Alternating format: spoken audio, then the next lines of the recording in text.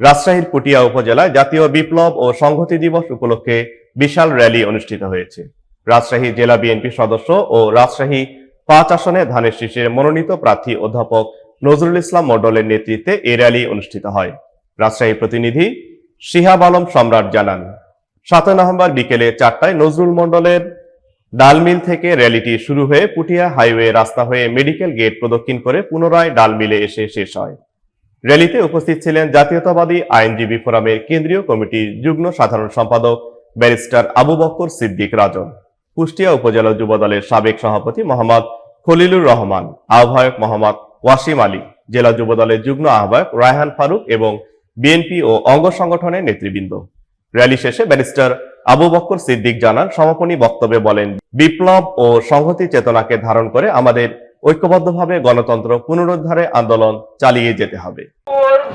Union ২ নং word কর্তৃক আয়োজিত আজকের এই আনন্দ মিছিলের উপস্থিত বাংলাদেশ জাতীয়তাবাদী দল, যুব দল, ছাত্র দল, স্বেচ্ছাসেবক দল, শ্রমিক দল, জিয়া সাইবার ফোর্স, মোটর চালক দলের নেতা কর্মী ভাইরা আমার, আজকে যে মিছিলটি অনুষ্ঠিত হয়েছে এই মিছিলটি একটি আনন্দ মিছিল।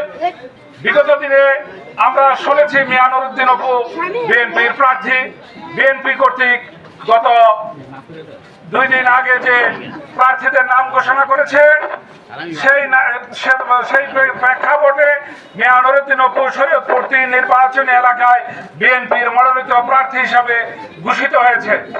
তাই মিয়া নুরুদ্দিন অপুকে স্বাগত জানিয়ে ২ নং ওয়ার্ড কর্তৃক আজকের এই গণমিছিল